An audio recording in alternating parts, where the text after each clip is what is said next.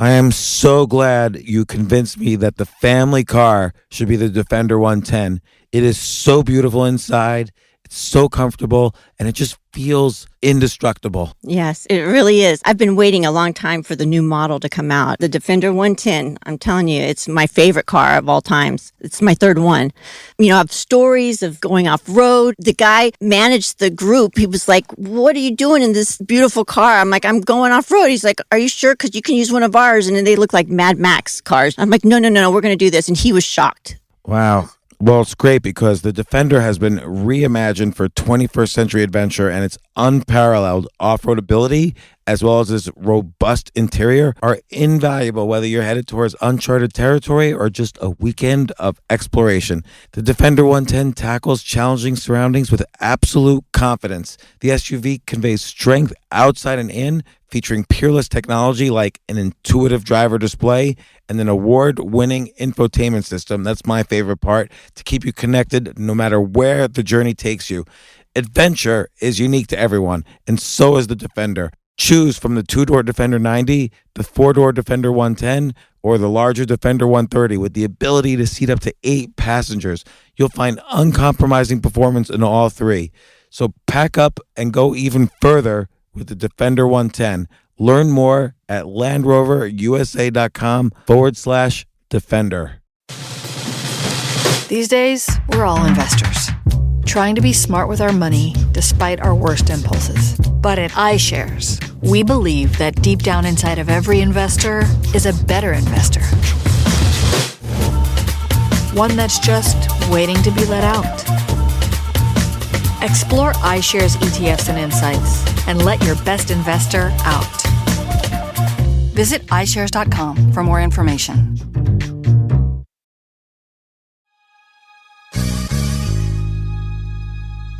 Hey, thanks for tuning into this episode. I have a quick announcement before we get started.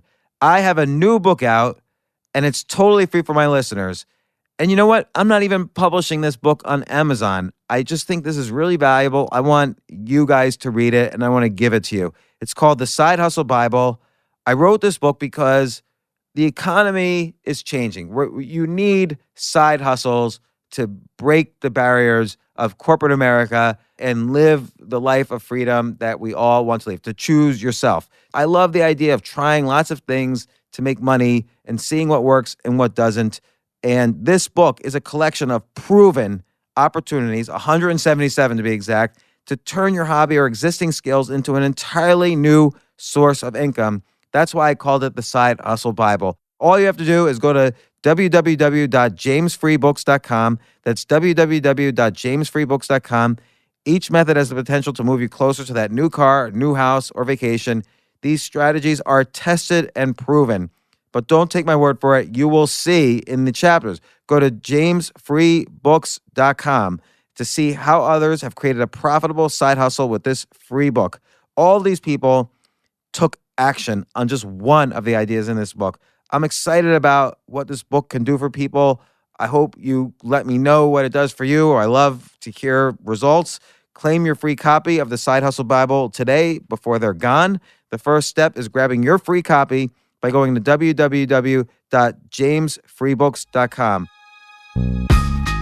This isn't your average business podcast, and he's not your average host. This is the James Altucher Show on the Choose Yourself Network. Today on the James Altucher Show. You're not just a mentally strong author and social worker, you're also an entrepreneur, and I might even have some ideas for you to how to make it better, or at least I have questions for you. Wonderful. Well, I've always had some sort of a side hustle, usually something fun or strange. And for the first time, I could make money in my sleep. Even if it was only $5, at least I made some money. So it was exciting. You just never know how much you're going to make. How were revenues growing, and what were you doing?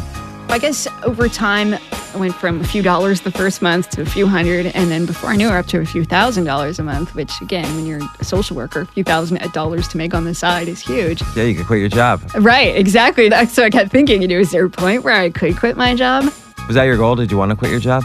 That was sort of the dream someday, to be able to not have to have a 9-to-5 job. Both of us, Steve and I both don't like to be tied down to say, you have to live here, you have to go to work every day. But it just goes to show that even when you love what you're doing, being kind of constrained in any way is difficult. It's not the human condition. There's something about having the freedom of knowing that on Monday morning you don't have to be there at 9 o'clock, or that you can be a little more flexible. So that sort of turned the corner for us. We said, let's just start these smaller businesses, pick a niche, show that it's profitable, and then we'll sell that website.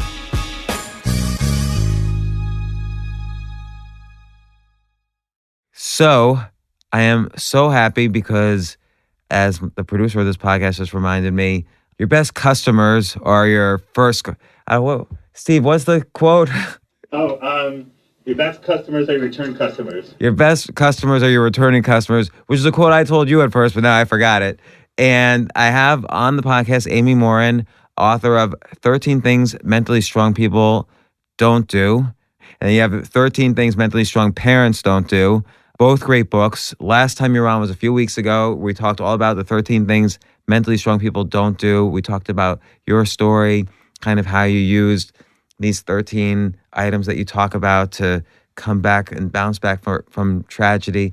And then after the podcast, we were just sitting around talking, and you mentioned all this extra entrepreneurial things you and your husband are doing to make money. And I'm like, you have to come back on and share this with the listeners, because they're really good ideas, simple ideas to execute. And I think it's related to the fact that, because you've built up this mental strength and you're able to reach outside the box of your career and the career of your husband, and you do this kind of very new century or very kind of modern way of making money now. And so I wanted to talk about it. Sure, I'm happy to. And I never really get to talk about that aspect of things, so it's fun to be able to talk about that. Yeah, you're not just a mentally strong author and social worker. You're also like an entrepreneur, and I might even have some ideas for you to how to make it better, or at least I have questions for you. Wonderful. So let's start off. Just tell me how it started. How do you make money outside of social work and writing? Well, I've always had some sort of a side hustle, usually something kind of fun or strange, and I had a friend who owned a jewelry store, so I knew the markup on jewelry was incredible, like 200 or 300%. So like jewelry, like a diamond bracelet? Yes. Okay. Yes, fine jewelry. And so like a diamond bracelet might sell for $10,000 in a store, but what might the actual like raw wholesale, like even pre-wholesale price be? Well, the jewelry store probably buys it for, say, $3,000, and they sell it for $10,000, maybe $4,000. Because there's no market for diamonds, for instance, so nobody knows how to value diamonds. Right. Most of us, you walk in a jewelry store, you don't really know what you're looking at, right? Yeah. And unless you are really into it, you don't understand the diamonds and the quality and all of those fancy words they use. So I knew the markup on jewelry was huge. And design. There's jewelry designers, and that kind of makes every piece of jewelry unique. So it's not like you can say, well, this is what this bracelet costs here, and this is what this bracelet costs in Tiffany's. They're two different bracelets. Right. So even though they might have roughly the same quality diamonds. Right. So sometimes then it's hard. You can't really compare apples to apples. So, and if we have men that walk into the jewelry store to buy something for their girlfriend or their wife, often they have no idea what they're looking at, right? And the sales lady is like, there's persuasion techniques used in the store. Right. So you feel guilty just walking out of there not buying anything. At least I do. Right. If you liked your girlfriend, you'd buy this. But if you really love your girlfriend, you'd buy her this. And so I knew that it was huge. And I also knew that jewelry is fairly inexpensive to ship because it doesn't weigh anything. And so we had talked about over the years about how do you turn that into something. And my husband and I decided to start a jewelry dropship business so that we could sell jewelry online. We didn't actually have to see it, didn't have to physically handle it. We could get it shipped direct to the customer. So ship from where? So there's a jewelry wholesaler that most of the jewelers in the country use. It's the same company that everybody uses, based in Louisiana. And the trick is to be able to get an account with them. That's one of the tricky things, because you have to be a jeweler in order to get an account. And then what does it mean? Like, what do you have to be licensed to be a jeweler or something? Right. I think it's probably different from state to state, but you have to get a jewelry business license, and you have to prove that you have a jewelry store before you can get an account. So you have to have a physical store? And well, you don't need a physical store necessarily. They had this small period of time where they were allowing people to set up electronic stores and you could get an account. I don't think they do that anymore, but we got into it at this period of time where they let us do that. So now you have to have a physical store. I think so. And what's the name of the company in Louisiana? Stuller, Stuller. And so the idea is you would basically, like, let's say, set up a website of diamonds that you don't, jewelry that you don't own, but people would buy them through you. You would brand them as yours.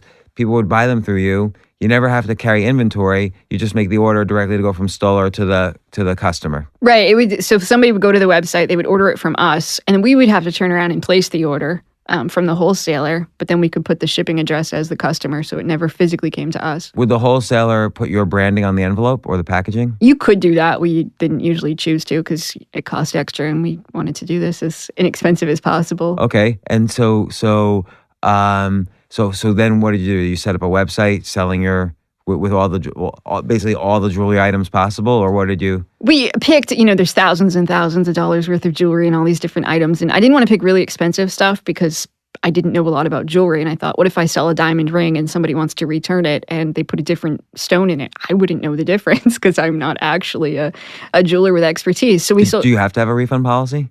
You don't, but I was afraid people wouldn't buy from us if they thought they couldn't get a refund. So we chose less expensive items. So with our first store, we would choose like silver necklaces, some gold stuff, but we didn't do as much with diamonds, especially not giant diamonds for engagement rings, for that reason.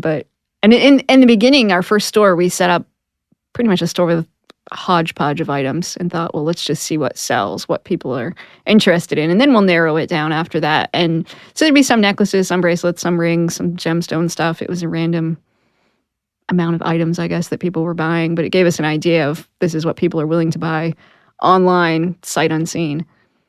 And how did you drive traffic to the site?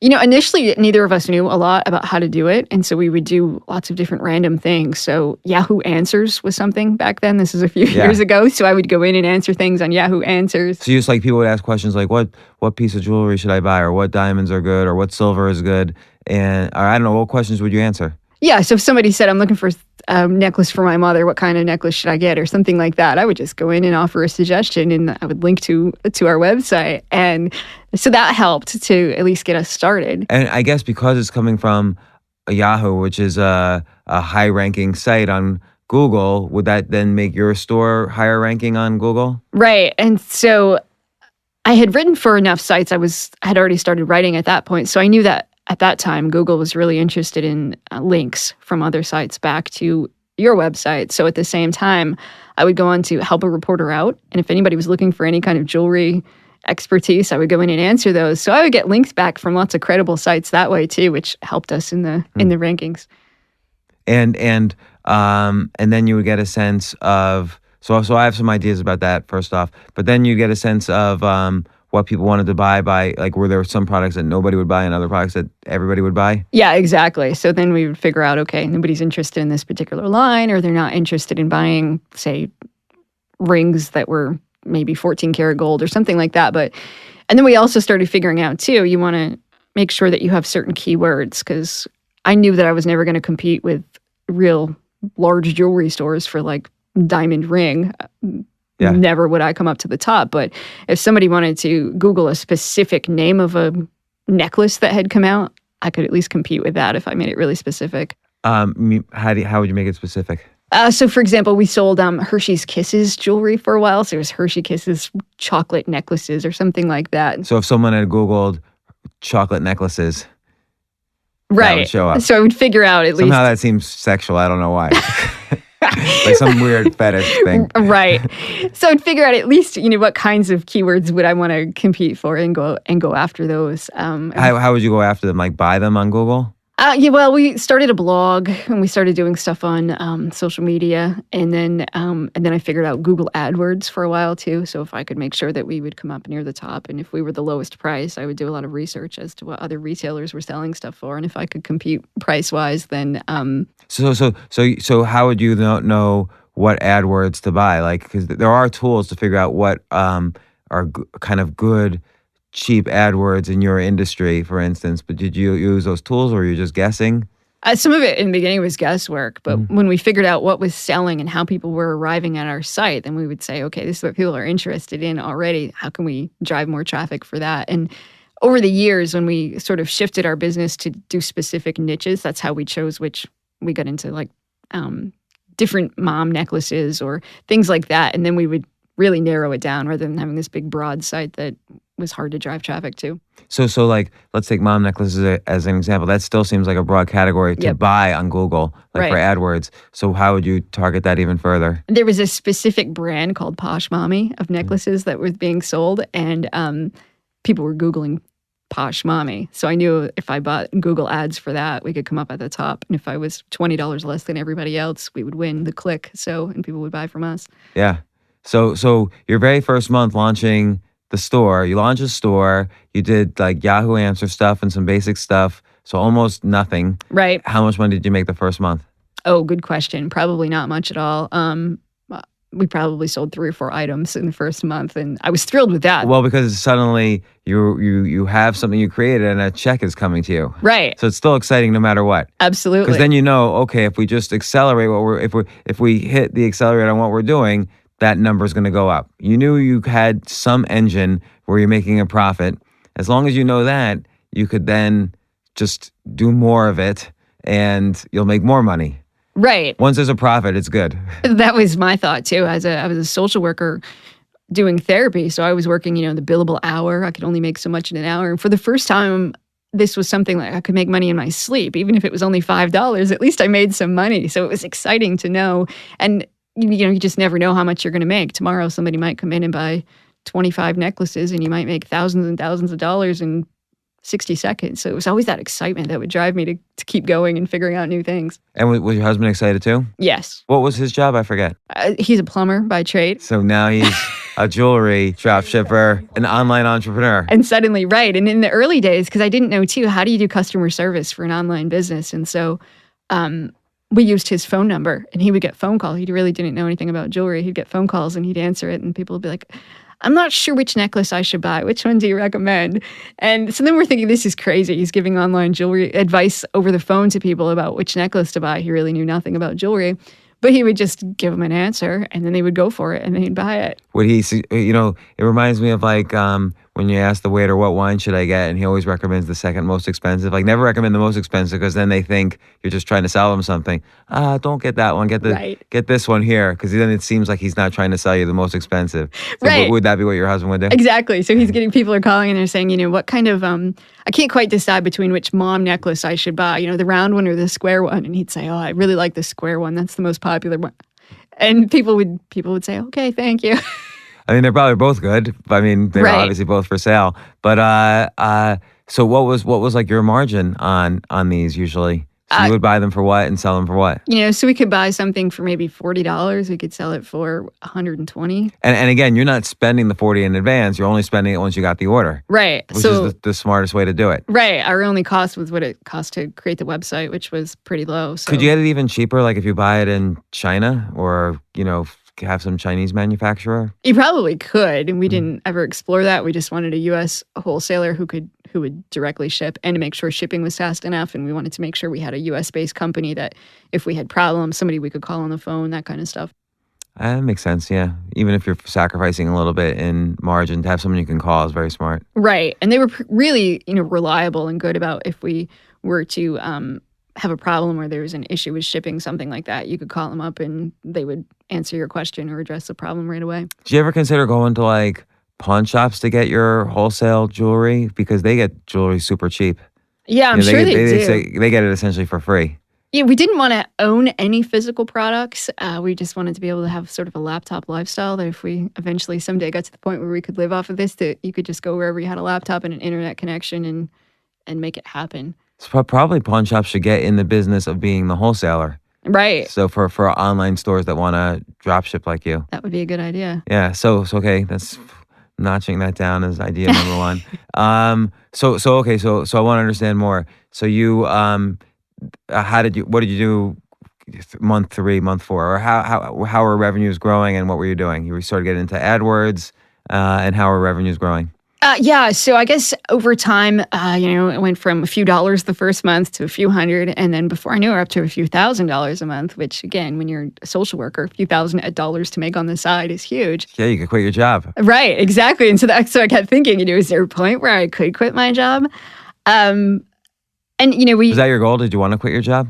That was sort of the dream someday to be able to not have to have a 9-to-5 job, because both of us, Steve and I both don't like to be tied down to say you have to live here, you have to go to work every day. Yeah, but you went and studied and got, educated to be a social worker, and you were helping clients and patients, and but it just goes to show though that that there's many ways to help people, and that even when you love what you're doing, being kind of constrained in any way is difficult. It's not the human condition. Right. I just wanted to, I love my job. I really liked it. But also there's something about having the freedom of knowing that on Monday morning you don't have to be there at 9:00, or that you don't have to eat lunch during the 15 minutes between your patients, that you can be a little more flexible. So even if I eventually did, I sort of cut down my hours, and I was still writing, but we had this jewelry thing. And then I was able to just be a part-time therapist, which was wonderful. So part-time therapist, writer, obviously, because you get advances and sell books and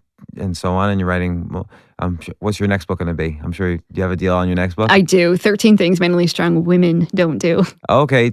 Did you mention that last time? I don't think you had that deal in place last time. It was in the works. We really haven't. Yesterday was the day that we sort of officially. Oh, good. Congratulations. Thank you. When's 13 Things Mentally Strong Men Don't Do?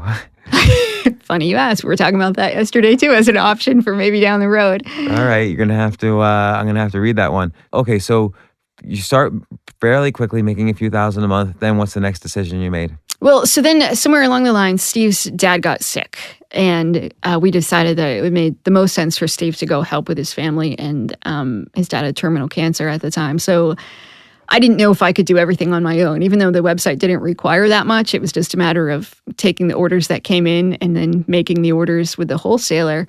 And it took maybe just a few minutes a day. Can you hire an intern to do that? Probably could have, but in rural Maine on short notice, or I could have probably found somebody online. But it was a really quick decision that we had to make. And I don't know how to run the behind the scenes stuff with the website. Steve does all of that. And I don't know about it. So if the website were to go down or crash or have a problem, I wouldn't know the first thing about it. So you could probably have just gone on a site like freelancer.com and found a company in India to manage the site for you for almost nothing. Right. For probably like $1,000 a month. Probably could have. Yeah. But at the time, we didn't even think about it. It was just, he had a couple of days to figure it out. And so we decided, well, we'll shut it down. And then we thought, well, that's crazy. We've done all this work, and to suddenly just take it offline didn't make a lot of sense either. But, you can't really close your online store. I mean, you could, but at the same time, we didn't want to close it. So I said, well, maybe somebody would buy it. And we weren't sure anybody would, because we weren't selling any physical product. We were just selling a website. With the idea that it might make you more money, but there was no promises. So at the time, there was a auction site called Flippa. I don't know. An auction site for domains, right? Right, usually for domains. So we said, let's try to sell it on there and see what happens. And wasn't sure anybody would buy it. So just threw it up there really quickly, waited a couple of days, and people started bidding on it. And I thought, wow, I can't believe this. What was the first bid? I was probably in the hundreds. And even that, if I'd gotten $100 for it, I thought, well, that's better than closing the store. So let's see what happens. And then, the day before the auction was supposed to end, it went up to $5,000 and $7,000. And I thought, this is incredible. So they were buying it basically for more than you made in a month, because you had the system all in place, and they figured, oh, this is great. I'll make back the money in 2 months, and build and do things they didn't think to do, like more SEO stuff. And right. And you were probably selling it cheap no matter what you sold it for. Like, what did you sell that first site for? I think the first one went for about $15,000. It's incredible. So, and how long after you started did you sell for $15,000? It was probably less than a year.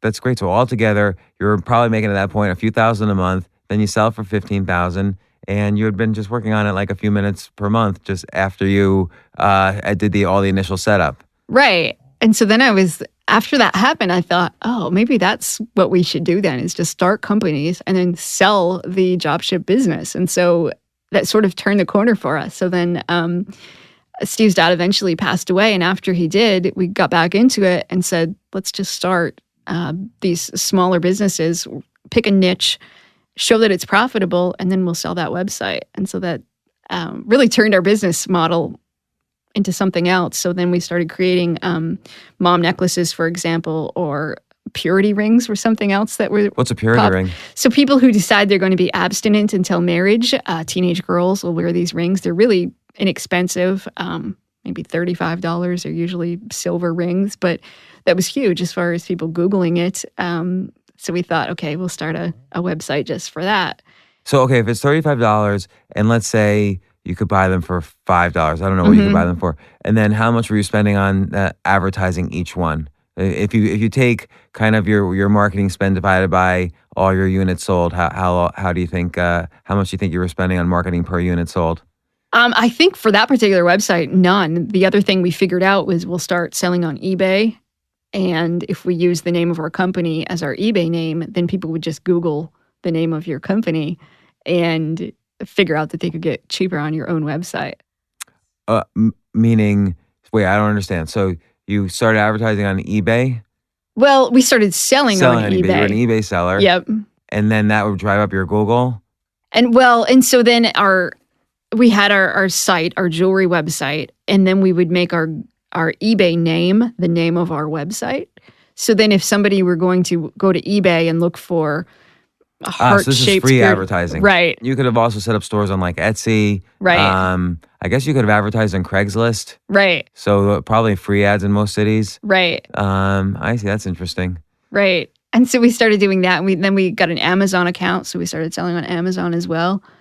And as long as we had something that people were specifically searching for, so for instance, with these purity rings, they were named something. I don't recall their names off the top of my head at the moment, but people would really want this specific ring. So then they'd be Googling the name of it and it would come up on eBay, but then it would have the name of our store and then it would drive people to our store because on our store, we might not charge for shipping or we'd be a little bit cheaper than eBay since we didn't have to pay the eBay fees. So then some people would still buy from eBay, but they would also drive traffic to our website too.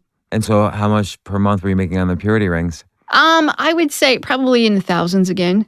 And then when did you decide to put up the whole site for sale? I think we kept that one open for probably 6 months or so and said, okay, we have the paperwork, we can show how much income it's making, and we're willing to tell people how we did it. So we put that one up for auction too, just to see what would happen. And it was in the same realm. It was probably in the $15,000 to $20,000 range that we were able to sell it for. And I thought, why wouldn't people think, okay, instead of spending $15,000 to $20,000 today, I could spend a month and maybe $1,000 to build this site and then do everything she's doing and quickly scale up to, a few thousand. I guess they just didn't want to do the work. I think it's that, and it's really hard to get a wholesale account because by then they'd sort of close this door. So if somebody bought one of our sites, we could sort of give a bill of sale or show that we sold it, and then our wholesaler would allow them to become one of their retailers. But without that, people couldn't directly just go to the wholesaler anymore. We got in at just the right time so that we were able to have an account, but other people couldn't. Okay, so we'll address that in a second because it sounds like this is like an obstacle, but I don't think it quite is. But okay, after purity rings, what did you do? Cremation necklaces. Cremation necklaces. What's that? So necklaces that if you have grandma cremated and you want to have some of her ashes in a necklace, then you can wear her around your neck. And they come in different shapes. There's hearts or there's ones for pets or again, they have names that people would specifically be Googling for these necklaces. And you think is that like a fad or is that something you could have built into a big business because you could go do deals with all the crematoriums and... Right. And so I think, and some of them have those already. So some funeral homes say, have their own catalog and that sort of a thing. But yeah, it was something that we thought, what do we do with this now? How do we turn that into something? Or do we need to become the wholesaler for other people if they wanted to, say a vet's office maybe who, when they cremate pets, that people would want to buy these. So we had really thought a lot about that, which direction we wanted to go. But ultimately we decided, let's sell this one too. And how much did you sell that one for? In the $20,000 range. Wow. So now you have to be quitting your job. Like now this is like, you're just churning it out and it's not going to stop. It's never going to end. People always need things and they always want things cheaper. I mean, I guess it could end if physical stores just, I don't know, how could this model end? And we'll go into more ways of how you can expand it, but how could that model end? Yeah, I think there are endless opportunities, and there's always new lines of jewelry coming out, and the latest fads. And it's always going to be marked up like 200% in stores, right? Unless they stop marking it up as much. But even that, I don't even know though they have to mark it up that much because that's how they pay the rent. Right. So people that have brick and mortar stores have to. And, one of the problems with, say, eBay is after a while, people start undercutting each other to the point that some items after a while just it's pointless to sell because you'd only be making $2 on each item. And it's not worth it. So you have to keep finding, every 6 months, it sounds like you have to keep finding like the next, like how would you find out? I mean, there are tools to do this, but how would you find out what people are, your ideal thing is to know what people are searching for this month that seem like a little bit odd. That you can build a store really quickly out of. Yeah, we didn't have like a really good way to do it other than sort of trial and error by looking at the catalog from our wholesaler. And then I would get onto a place like eBay or Amazon and see what other people had listed and then to see what they were actually selling it for and if they were selling. How can you tell if they were selling? You can check on eBay like completed items or sold items and you can tell whether they've sold 20 of these or one of these or if they've listed it 800 times and it's never actually sold. So it's sort of that sort of research to say, okay. So eBay's got this data, basically. Right, Are there sites that compile that data about eBay? There probably is. I don't know what they are. So it's so funny. Like a lot of people think you need all these like sophisticated internet tools and stuff. You guys were running blind. Right. And launching business after business and selling them and making a profit. Like, did you ever have an unprofitable month? In the beginning, probably. But then when we figured out, okay, let's do mom jewelry right before Mother's Day, or let's do heart-shaped stuff right before Valentine's Day, we figured it out, that you just, if you want to advertise during certain months, it's well worth it. But if you advertise too much in other months, you're not going to make any money. And so it's almost like this itself is a business that you could keep doing this. And I don't know. It seems like this idea is scalable. Like why don't you make like 100 sites at the same time, 100 niche sites at the same time? Do high-end jewelry, low-end, do other products, I don't know, what other products can you do like this that can drop ship? Luggage, clothes, perfume, of course, is marked up, huge probably. Right. Yeah, I think you could. I think if you could figure out how do you get a wholesale account with somebody, and a reliable wholesaler who will really make sure that stuff gets shipped when it's supposed to, and you figure out, okay, how do I? You could do watches. Yeah, a lot of that kind of instruments. Stuff. Right. And then you can if you can create the website, list the products, and make sure that they're actually going to ship them when they say that they're going to be shipped, then yeah, you can definitely do this with lots of stuff. So, okay, what did you keep on doing? Have you just been like churning out site after site, or what other modifications did you make to this business model? Well, for a while, because that was taking off in its own, and it's passive income once you get it going, fairly passive anyway, but then it's somewhat labor intensive up front to pick your products and list them on your site. And so then my writing career has taken off since then. So that's become more of my main gig is now writing and marketing and selling books and that kind of a thing and speaking. So the jewelry has taken a back seat. But your husband hasn't hit the accelerator on it? I use his technical skills I sell an online course and that kind of stuff. So I use most of his time for my writing stuff and my speaking stuff and all the behind the scenes stuff for that. So it seems like this is so scalable. Why not do both things? Well, we probably should. Yeah. This might be just what I needed to motivate me to get back in that business. Because I feel like what you can do is, again, you can hire, I don't know, just some kids to you can say, okay, cremation necklaces, and they can identify all the products on the wholesaler. Yep. They can build the site and set up all the kind of e-commerce, back-end e-commerce stuff. You could show them what you were doing for marketing. Like here's the 15 websites I hit, to answer questions or to blog or to, we also set up a store on eBay. We set up a store on Amazon. You could probably hire them for nothing, just kids in the area and, or outsource on Fiverr or freelance. And, again, make 100 different sites. Right. That's probably what we should do to just get it going and then, just outsourcing all of that.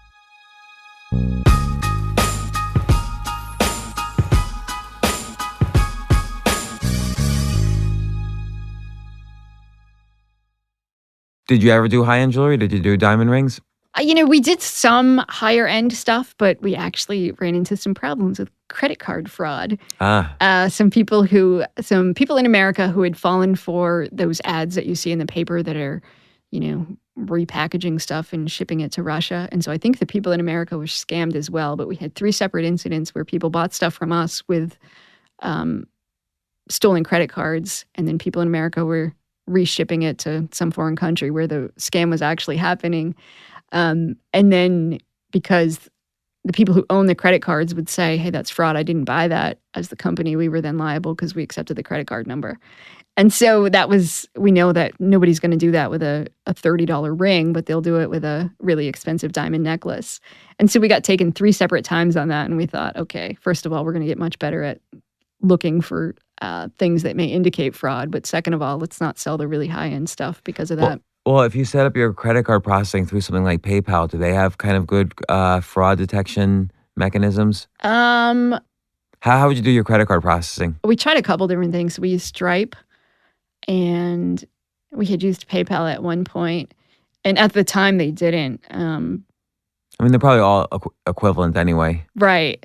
And so then it was up to us to look and see if something seemed like it might be a little bit off, or if the shipping address was different than the billing address or something like that. Is there a product opportunity there, creating an extra layer of fraud detection services because there's other companies out there like yours. I mean, if you and your husband, basically, not to be insulting, but basically if a social worker and a plumber are putting together these sites month after month and making decent money on them, enough to quit their jobs, probably there's other couples or people out there around the entire United States that are doing this. They could probably use some simple software to, because they want to sell higher end items, but there's some, you probably have like 20 fraud detection tips.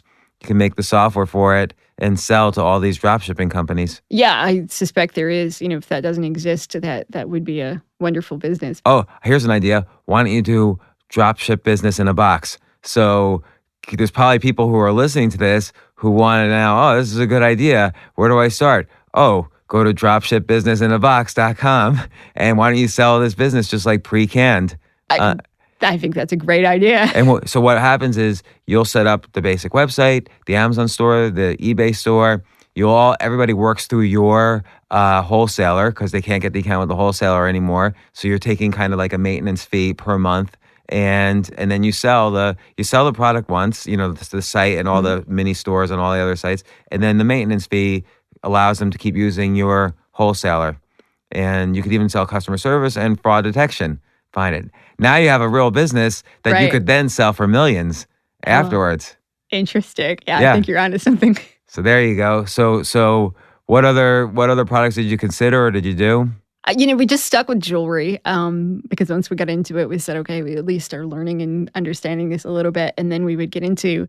And that's also the area where it's probably the biggest markup, right? As far as what we could find without getting into huge shipping costs, because if you get into heavy items and stuff, then shipping gets crazy, and shipping for jewelry is usually like $4.95, and it's insured and that kind of stuff. But we could, as our wholesaler expanded, they got into engravable jewelry and things where they would do specific things like set certain birthstones, and so it allowed us to look like we were, really doing all this cool stuff. And people could order customized items. So wait, I want to go to Stoller for a second. We're right here, live in the podcast. So Stuller? Yep. It looks like I've even been there before. Or it just popped up on my thing. So, okay, new at Stoller. Let's see. How can I shop setup services? So let's see. Let's see what I need to do. Oh no, that's like actually making a store. I don't know how to find out if quick shops, let's see, jewelry or bridal. I think it'll let you look. I just think it won't show you the prices because you don't have an account. Yeah, so how do I set up an account? Do I go under resources? That's where the thing comes in where you have to show that you have a jewelry license, and there's this big stack of paperwork, and you may even have to show pictures of your physical store at this point.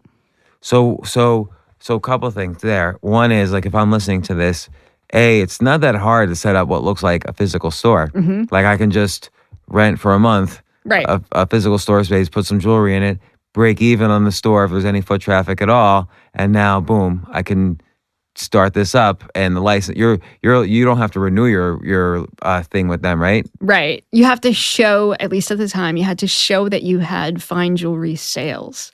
So How do you do that? So that's where it would get a little bit trickier. So you would have to have fine jewelry in your store, and then you'd need to be able to show receipts that you've bought it from other wholesalers. There's more wholesalers than just Stellar. We just chose them in particular. But so if you could get an account with other fine jewelers who maybe have less strict rules. Yeah, like why wouldn't wholesalers want as many customers as possible? I think because they didn't want people selling them for lower prices online. Or maybe they didn't want to antagonize the real bricks and mortar stores that are their main clients. Right. Like if Zales is like the main client of this wholesaler, and Zales is like, what are you doing? Like Exactly. letting every mom and pop set up a drop ship account. That's not cool with us. I think that's it exactly. But there's probably some wholesale, like these wholesalers get their jewelry even cheaper from somewhere else. So there's probably wholesalers who could even focus on the drop shippers. So they probably don't specifically focus on drop shippers if they require a bricks and mortar store. So there's probably better wholesale. There's probably more choices out there, is what I'm saying. Yes, there are. And, I think the drop ship part with Stellar is fairly new. For a long time, they would only ship it to jewelry stores, and then you would have to reship it. For that reason, because they don't want to antagonize their bread and butter clients. Exactly. But you can also, and this is where, so we're gonna get to this part, which I want to go through your 13 things mentally strong people don't do, in terms of like how you use those ideas specifically to set this up, whether you're aware of it or not. One of your 13 things mentally strong people don't do is, let's see, it's this one specific one. They don't fear taking calculated risks.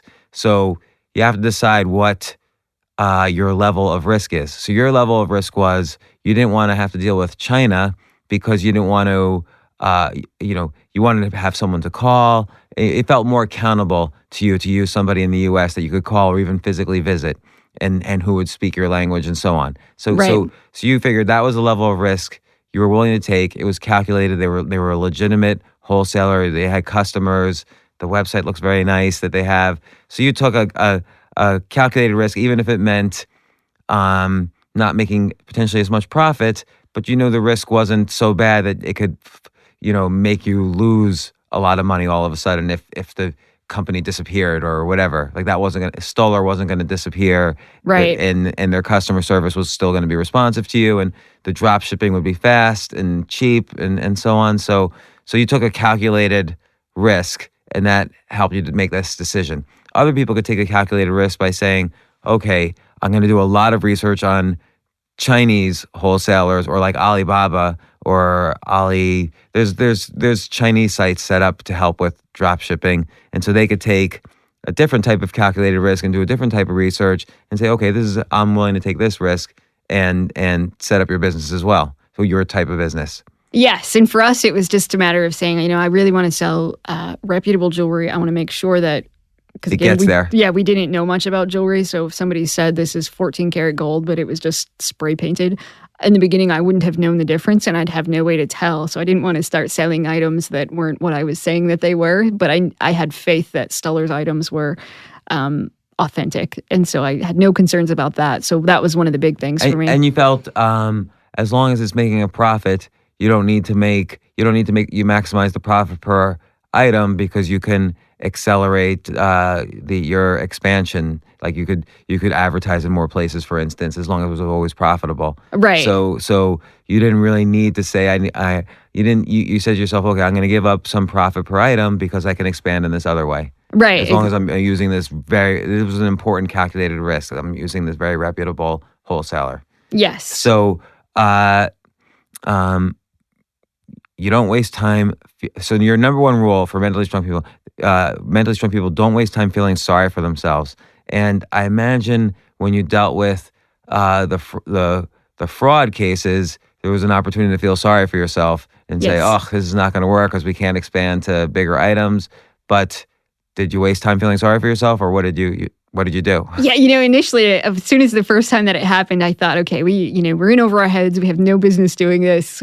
Bad people are stealing from us. I was really upset about it, and I was thinking, okay, Yeah, there's it's like weird when you suddenly encounter evil in Yes. the world. Like somebody was on the other side who was really like a bad character. Right. And you didn't know, and he was faceless, and he was like robbing you basically. Right. And then I felt bad too because the credit card owner called us and said, what is this charge? Oh yeah, because they're going to shut you down if you don't fix it. Right. And so we had this conversation and then I felt really scary. bad that we had taken their credit card number and done this. And, we had the address of the person in the US who had it shipped to them.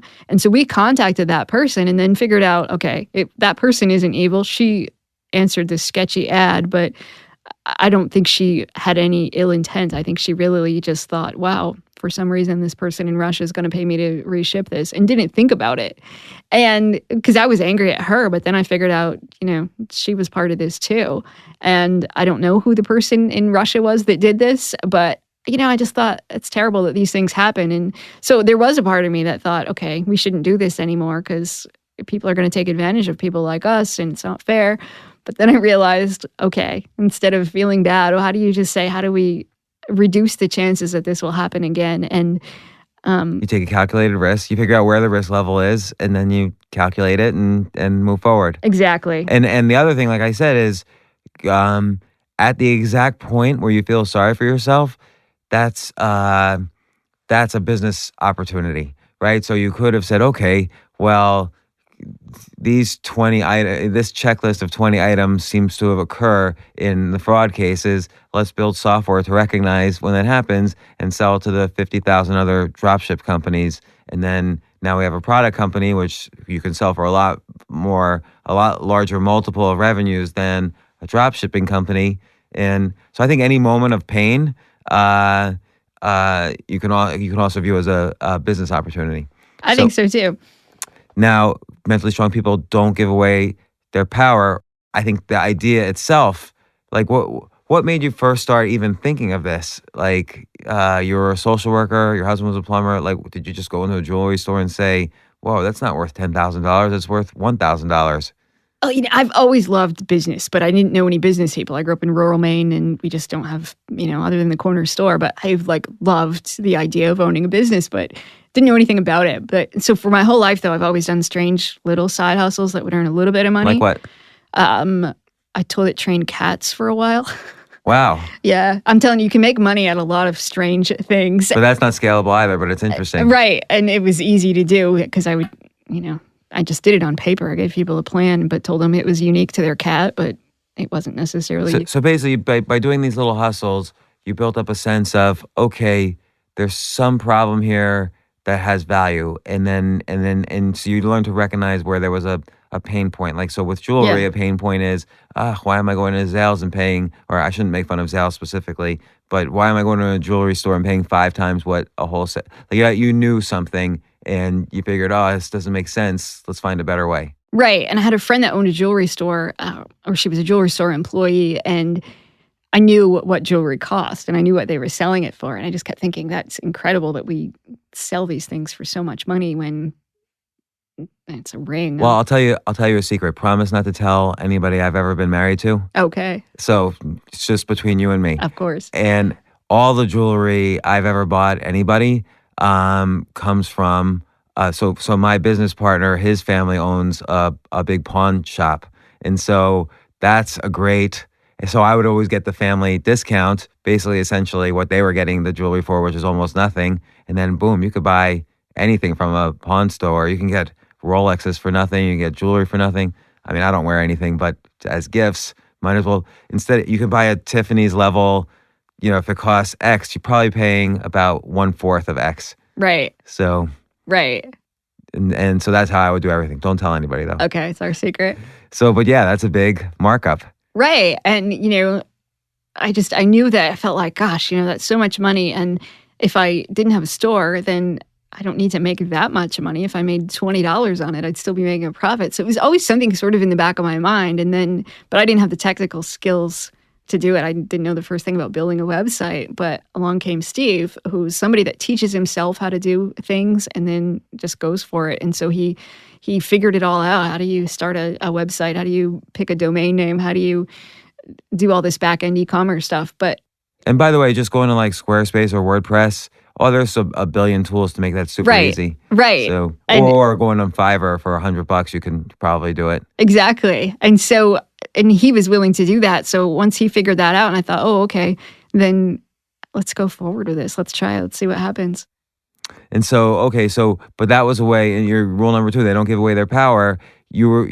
By having multiple sources of income, it's almost like a cliche phrase now, but you were a social worker, he was a plumber, this was pre you writing these books, but you were about to start writing these books, and that has become a great source of income for you. And then not only were you making money from the sales, but then you were also selling the websites. You had like basically 5 sources of income, and you could keep all of them going for not really that much effort. So let's say you lost your job let's say you were fired. You didn't give away your power. You're still, okay, I was fired from that. Now I can put more time into building more stores. So you suddenly took your financial power back by doing this. Exactly. And the freedom of just knowing that if you were to lose one source of income or something else happened, that you'd be okay and you can just put your energy and time into something else was incredibly freeing in itself. Yeah. So we're like, I don't think plumbers ever. Plumbing is great because you probably never give up your power as a plumber, in the sense that plumbing is always breaking down. It's not like the only problem for a plumber is if every house within 30 miles has perfect plumbing, which is never going to happen ever, particularly like, if you live in like in a storm area or I don't know, everywhere. And not only that, people will get desperate. It's like even worse than losing a cell phone, like if your plumbing stops working. So they're calling Steve, your husband, and saying, get over here now, we'll pay double. And so he's never has to worry just with his job in general, but unless he works for somebody. But this was another way to diversify away from that anyway. Right. And then to know, if we do this, then, you get to make your own hours. You can put as much or as little time into it. And it's just a freedom of knowing. And also there's a certain mobility there too. Like for him, a danger would be as if you decided to move to another state and then he has to kind of rebuild his business and his reputation and word of mouth and so on. And here you could be anywhere doing this dropship business. Yeah, exactly. So why don't you move to Puerto Rico where there's no federal taxes and run it from there? We probably could. We'd move to Florida and spend most of our time there. And no state taxes. Right. So there's state taxes in Maine? Yes, there are. All right. Clearly, rule number 3, they don't shy away from change. You were constantly making changes like every month, right? And changing ideas. They don't waste energy on things they can't control. I'm trying to think how that applies here. Well, you were able to control the drop shipping. That was part of your calculated risk. You were able to control. You couldn't. You were saying before you couldn't. If you dealt with China, you wouldn't be able to know if they were just spray painting the gold or whatever. You wanted to really know that you can control the quality to some extent. So that was important to you. They don't worry about pleasing everyone. So in your customer service, what if somebody called you up really unhappy? Like, oh, I don't want this anymore. In the beginning, because in college and stuff, I'd work in customer service and I worked for other people where you always had to be nice and you always had to be polite and do whatever people said. And so the first time that somebody complained, I think their jewelry didn't arrive on time and they were complaining because, they needed it yesterday. And, I'm all apologetic and I'm saying, I'm so sorry. And then it clicked for me. I own the company. If I just want to say to you, sorry, and then I'm not going to continue the conversation, that's fine. Or if I choose to refund your money, I can, but I don't have to.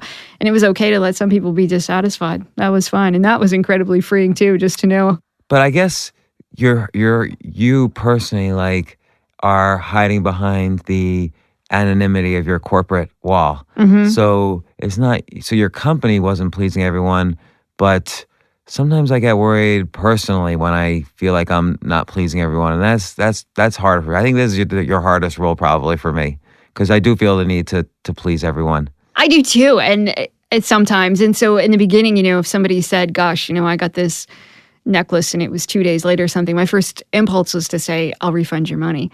But then I figured out at some point too that sometimes the people that complain the most or the people that have the most questions up front, they could easily suck up all my time. Like 10% of the customers were the ones who were going to complain about something anyway. Yeah. And so I figured out, let's give the 90% of people who are probably going to be satisfied with pretty much whatever they get, let's give them the effort and the attention. And the 10% of people that maybe are chronic complainers, that's okay and they can complain. Let me ask you a question. This is unrelated to this. I'm asking you as a therapist now. So I have to cancel an engagement that I had said yes to. Where I don't feel like I'm too busy now. I don't want to fly and spend 3 days and then fly back. I think it's okay to just say no. I'm going to disappoint them.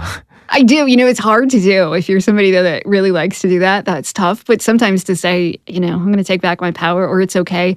And that, I guess it's trusting and knowing that, that they'll be okay too. That although you're important and they enjoy your company, that when you say, no, I can't make it, or I overscheduled myself, or I overestimated how much time I'll have, I can't do that anymore, that they might be disappointed, but their world will continue to. I take it like 5 steps ahead and I get worried, word will spread. Yes. That I'm the type of person who does this, but maybe I don't want to get invited to as many things. I don't know. Well, that's the other side, right? Because I have the same problem sometimes where I want to say yes to everything and then I just realize, I need to be careful of my time and how I spend it and who I spend it with. And but that's a healthy thing to do too. All right. You're a very good therapist. Well, I might call you. All right. Let's see. They don't dwell on the past. So it sounds like you kept moving forward with the business model. Like you'd make these sites, you'd sell them, which was the next stage of the business model. You'd start the next thing, learning from the past without dwelling on, whatever mistakes that you thought you would repeat. But I do think there's so many opportunities here to create like businesses on top of this that actually have real equity value, meaning you own something and have contracts with clients that can't be taken away from you, and then you could sell that as a much bigger business. So I would think about that a little bit. Clearly, you didn't make the same mistakes over and over. Like you learned pretty quickly, like in the fraud situation. What were some other mistakes that maybe you made in the beginning? Choosing the wrong keywords or advertising too much. It was tempting, especially like over the holidays, to say, let's just keep advertising because tons of people are buying jewelry at Christmas time. But well, why wouldn't you keep advertising then if it was profitable? Well, because, it was a matter of monitoring, okay, what's actually working and what isn't. And sometimes we didn't put the time in. We just want to make money. I would anyways, to say. So it's funny because so it all gets back to this calculated risk, which is how much calculating you're doing and how much risk you're willing to take. Right. And so you were basically, you wanted to make the calculations be as simple as possible and no risk or little to no risk. But other people can plug in different things there. They can say, well, I'm going to put in a lot more research so I could take a lot more risk. And so that could be another way to not make the same mistake over and over. Yeah, at the time for us, it was just supposed to be a small little side project. And I didn't want it to be super stressful. So it was a matter of just saying if it earns a little bit of money, that's great. But, and a few years later, now that we know more and things are a little different in our lives, we could choose to say, let's put in more risk. Let's go for it this time and see what happens. And if we lost money at this point, it would be okay. At the time, as a struggling social worker and plumber, we weren't able to take on too much risk. But we're at a point now that if we had some problems, that would be okay. So I think if we... Because also you've expanded your source of income. Like right. You're doing all these books and so on. Did you resent other people's success? Like if you saw other dropshippers that were like huge and you saw what they were doing on eBay and Amazon, did you kind of resent a little bit? Yeah, there were times I'd look on eBay or something and somebody would, undercut us by $1. And I'd look and they just sold 25 of the same items to somebody else. And I think, if we had only been $2 cheaper, or if they hadn't gone in there and done that, then we could have just gotten that sale of 25 necklaces. How could you have been aware? Could you have been aware that they had just moved the price $1 cheaper than yours? Clearly they were aware of you, so that's why they went $1 cheaper. Could you have been aware of them? Yes. I think if it were our full-time job, I'm sure that there is ways on eBay to track certain things. Again, dropship business in a box. That's a piece of software you either write or include with the box. Yes. So that I think some of these words like resentment or feeling sorry somehow seem to resent pain points that could create businesses on their own. I think you're right. So they don't give up after the first failure. What was your first failure in this?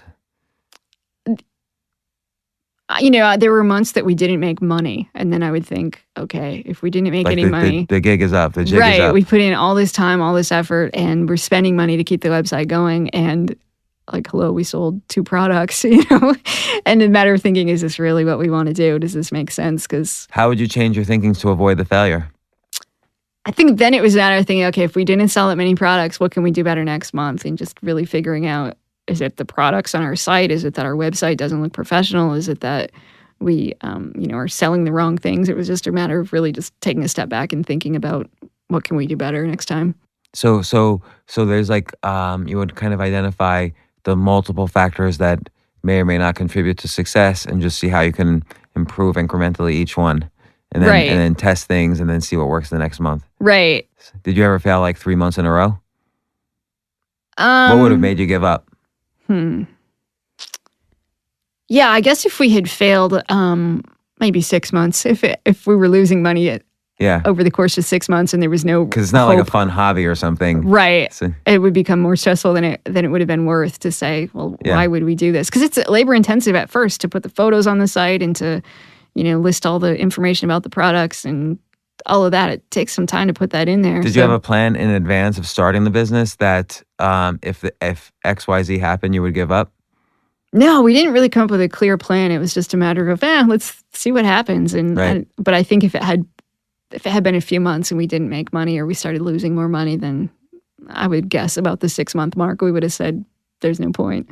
I think that's probably been true for me in businesses at the 6 month point. If it just feels like even if it feels like it's stagnating or slowing, I usually say, okay, it's time to rethink this. Right. So I've even done that. Well, I used to do a podcast with Stephen Dubner. You know Stephen Dubner? Mm-hmm. So we used to do this podcast, Question of the Day. And the podcast was actually doing well. We were doing a lot of downloads per episode, but it was like not improving. And we didn't feel like we were creatively improving with it. And so after a few months, we did just decide, after a few months of that kind of feeling of stagnation where traffic sort of stayed the same and we didn't feel like we were creatively getting better. Right. We just decided to give up on it. Even though it was profitable, it just wasn't worth it. They don't fear alone time. That might not apply here, but I guess you have to be alone to kind of like do all of this online stuff, but right.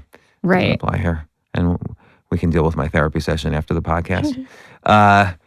They don't feel the world owes them anything. So you had to put in, that just means you have to put in the work to do this. And right. And just because you build a website doesn't mean you'll make money. right. Because then the opportunity there is to identify all of, now that you have this asset, this deal with Stoller, the wholesaler, plus this website where everything is functional. You had this functioning business.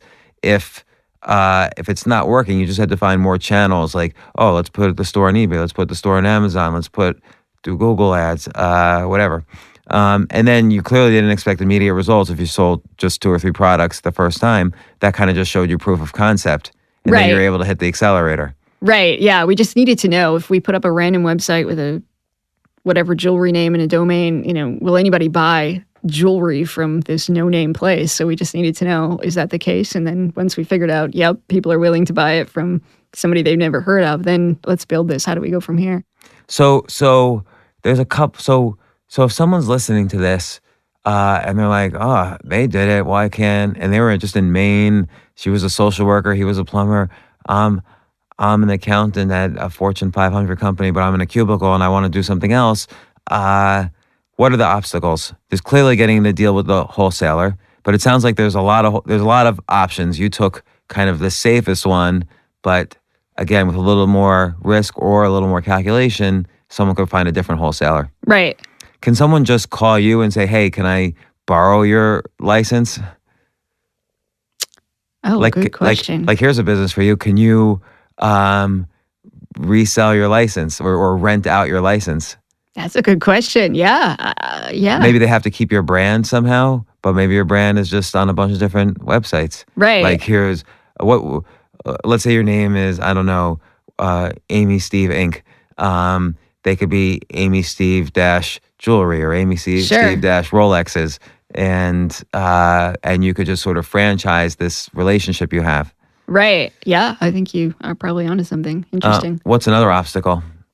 I guess just the creating a website, coming up with a name for your jewelry company or logo or all of that sort of thing, which you could easily outsource to somebody else. Yeah, it's got to look professional. Right. If people are putting their credit card numbers there. Exactly. And I think if people see you on Amazon, though, they think you're credible. I think so too. So Amazon, people are still more likely to buy something on Amazon than to drill through the store because it feels like Amazon's going to take care of any problems. Right. So, like I buy stuff through third-party resellers on Amazon, and I don't think I've ever gone through to the reseller because maybe I'm stupid and I should, but I haven't done it. Right, but it feels like there's an extra layer of protection. And Amazon, I have to say, if you sell jewelry on Amazon, they actually check your stuff. So they would randomly send us these products, and they would check it for quality control. So you would have to have inventory a little bit? Yeah, well, we could always just ship it directly to Amazon from but our you'd have wholesale. to buy it out of your pocket, though. Right, because they break it. They scrape the gold off, or they do these things to really check, are your pearls actually pearls, that kind of stuff. Then again, you're buying it wholesale, so it's not that much money. Right, and it was worth it to spend this money in order to sell on Amazon, because I think there is that level of trust from people. If they're going to buy something on Amazon, they feel like, okay, it's the real deal. So credibility is an obstacle, but there are these ways to avoid it. And then I guess an obstacle is kind of getting that initial notice, initial people finding you. But you can kind of focus in on what you think people are searching on that month. Yep. And try to be a first mover, like, okay, mom's Valentine chocolate necklaces or whatever. Right. And, get as specific as possible. And you could, there's probably plenty of sites you could put cheaper ads or answer questions like you did on Yahoo Answers or Quora or whatever. What's another obstacle? Another one was how are you going to deal with the returns? Are you going to give out your home address, and if somebody buys something and then says, I don't like this, and then they return it to you, and then you're going to keep it in inventory? Wholesalers usually have pretty strict rules about return, so sometimes you can't return it to them. So what we did is if somebody returned something, we'd just sell it on eBay for a lower price just to get rid of it. That's like how a pawn shop works. So with a pawn shop, let's say you were gonna give me a watch, and what you get if you're a customer of a pawn shop, what you get is you're not selling the watch, you're just getting a loan, and if you pay back the loan in like 30 days, you can get the watch back. But the loan that I'm gonna give you, I'm gonna check immediately before I give you the loan. I'm gonna check on eBay what's the lowest price that this is selling for, so I know I'm going to at least get that price, and that's the loan. I'll do maybe a loan even less than that, so that I know I'm going to make a profit. At least in the worst case scenario, I'm stuck with this inventory. Right. I can sell it on eBay for double what I just loaned you, and since most people leave their stuff at pawn shops forever, then they just resell on eBay for these prices or in the store or whatever. And a pawn shop business is a great business, but that's a bricks and mortar business. Right. So this is like not quite an equivalent of that. Like there's some parts of the model overlap. So that's a smart way to deal with that obstacle. So is there another obstacle? You have to have someone who can answer the phone for customer service. Right, customer service was another one to But figure out. Zendesk you can use now, or there's like all sorts of I think Zendesk is the customer service.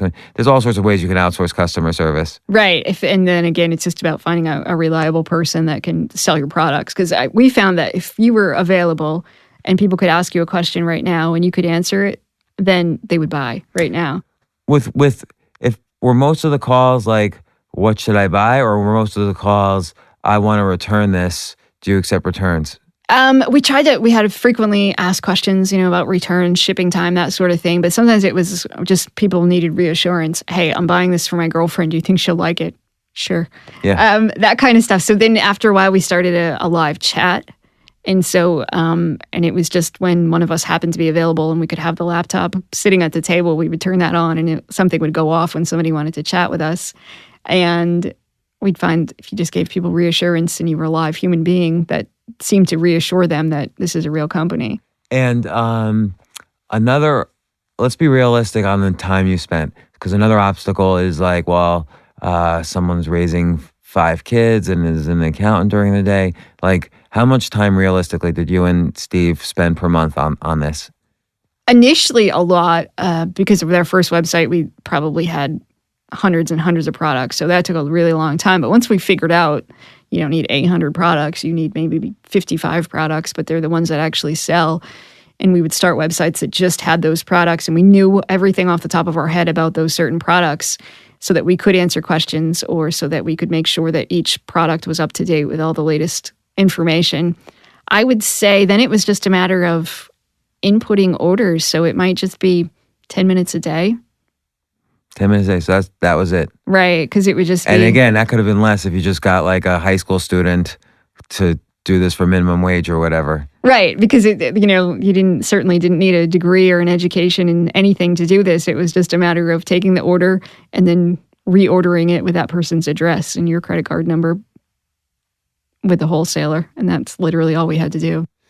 Yeah, so I guess A, this is still a feasible idea, and B, there's a lot of opportunities, I think, within it that you didn't even really fully explore because I think your mindset was probably, this is a reliable, safe, and this is just a source of income rather than like a business we're really gonna build and throw all our energy into, which would have been a whole different thing, but maybe you could have made a lot more money or still could.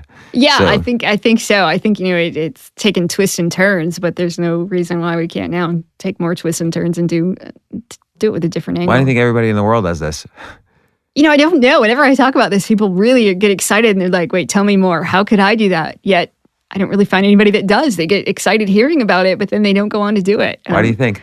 I don't know if it's just the work or it sounds like it's like it's going to take a lot of time and energy, or they're just scared. I don't know. When we went through this list, though, of the 13 mentally strong things, there actually were a lot of not just obstacles, but things that hit pain points that you work through. You used your own list of 13 here to get through, and the pain points, and maybe a lot of times people can't get through those. Right. I think there's a lot of fear of just, the fear of what if I fail, the fear of what if this doesn't work out, or if I'm going to lose money, or I don't want to invest all this time. And I think even though it's exciting for people, the fear outweighs the excitement and they don't just go for it. Yeah. What, I had another question that bothered me, but I kind of forget what it is right now. Do you think you'll do it again? I think so, especially when I talk about it, I get excited and I think, I'm excited about it. I want to do it. This is fun stuff. And I'm just reminded of how easy it was and I used to wake up in the morning just excited to go check my email to see if we made any money in our sleep. And like for the first time in my life, I would get up hours early just because I was excited. And then when we would see that we'd sold something in our sleep, I was just, this is amazing. I made money last night by not doing anything. That's a great feeling. It is. So, well,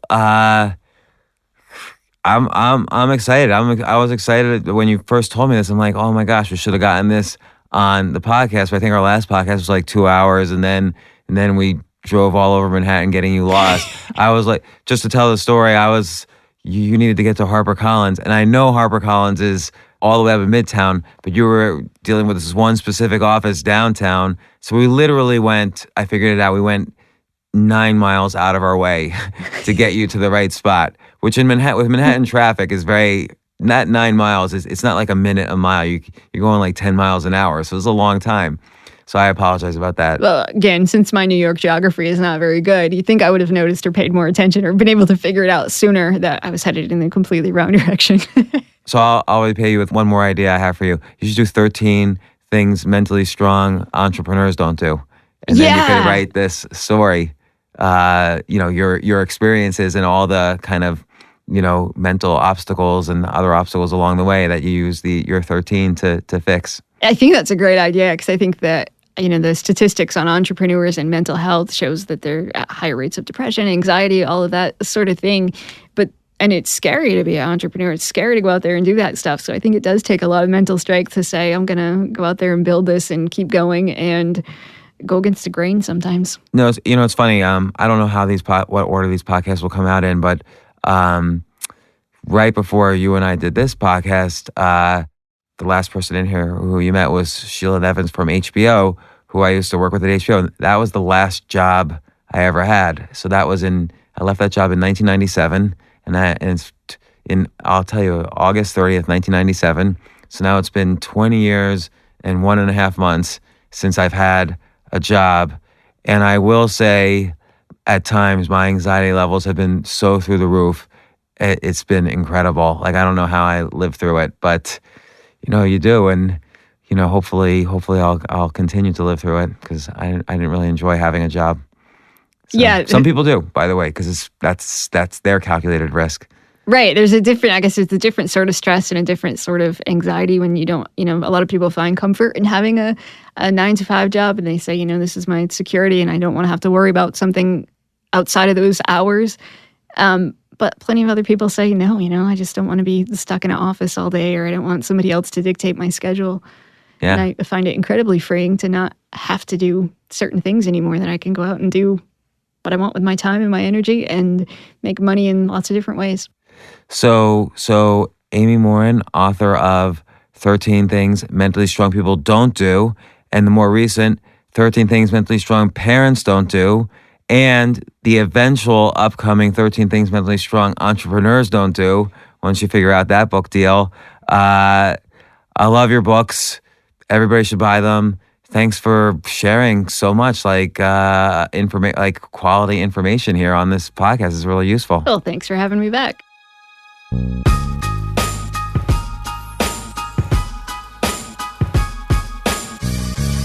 Hey, hold on. Before you go, don't forget, I'm giving out for free whatever copies I have left of the Side Hustle Bible.